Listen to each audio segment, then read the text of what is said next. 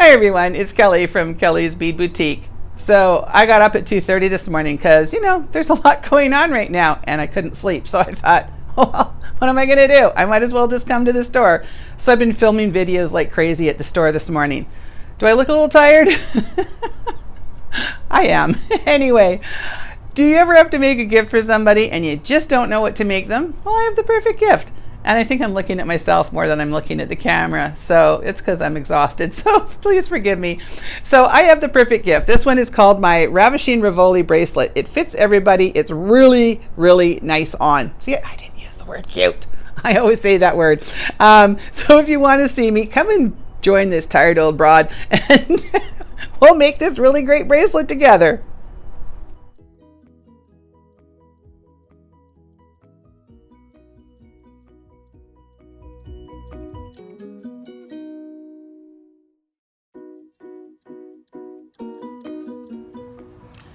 Okay, so today for my Ravishing Rivoli bracelet, I'm going to use some 1.5 millimeter leather, and I have about 20 inches. It's probably too much, but I always like to work with just a little bit extra. So I'm just going to take a pair of sharp scissors and cut that in half. All right, so I also have some GS Hypo glue, and we're going to use that to set the Rivoli inside our little connector here. This one, instead of it being a charm, it has a connector on both sides, so I love to use these for little bracelet projects. So I am going to take a little bit of my GS Hypo and I'm going to place it inside here. Now you don't want to use too much. You need to use enough, but you don't want to use too much or else it just squishes out and then you end up with it all over your crystal. So I'm using this beautiful new black patina foil, is what they call it, the crystal, and it is really pretty. Okay. So I'm just going to drop that down. I find it easier if I drop it versus trying to place it in there.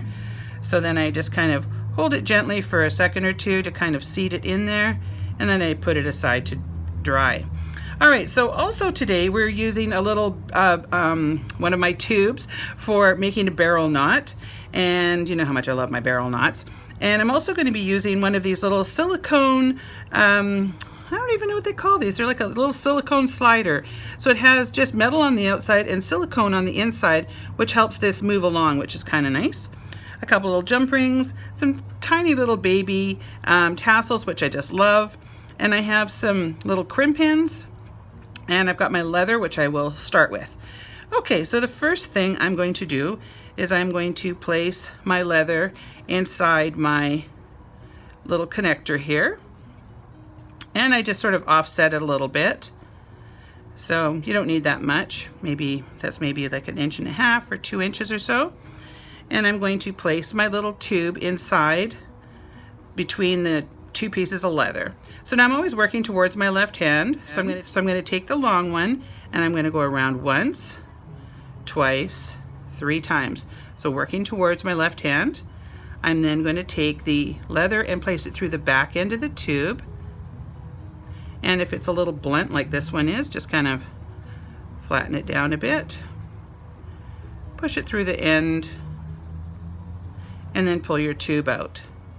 All right, so now to move it up, I'm going to use the one that I was not wrapping with. That's how you move it up. So I just move it up where I want, and then I'm going to pull it with the one that I was wrapping with. And I'm going to pull that fairly tight, because I don't want that to go anywhere. And then once I have that where I want it, I'm going to give that a little trim. Now, if you don't like seeing that little tiny bit of cut leather there, you can take a bit of a Sharpie and just kind of dot that on top of there, and that'll totally look like you've got black leather on the end. I don't worry about it too much, but some people don't like that at all.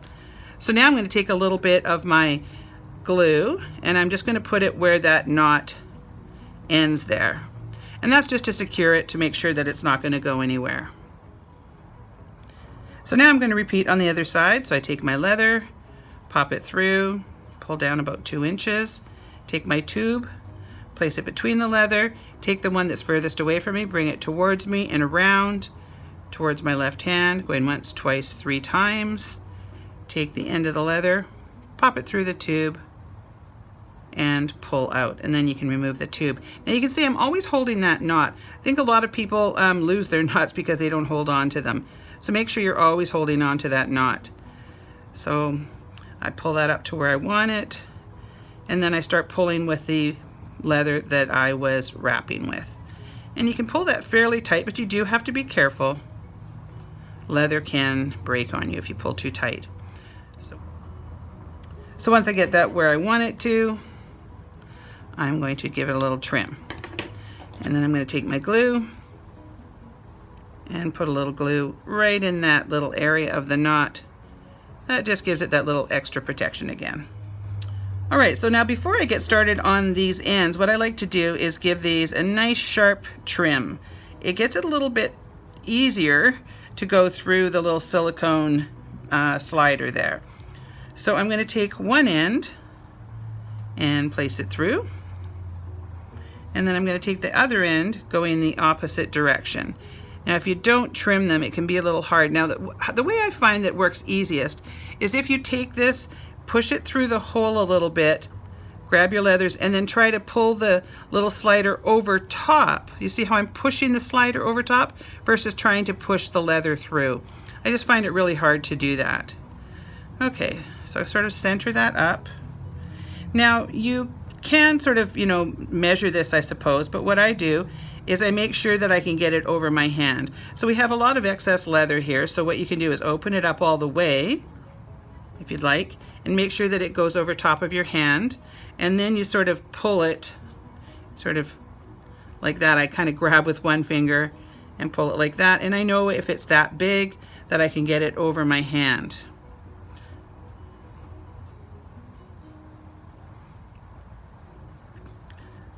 So now it's a little off center, so what I do is I just take it and I even it up, making sure that it's where I want it.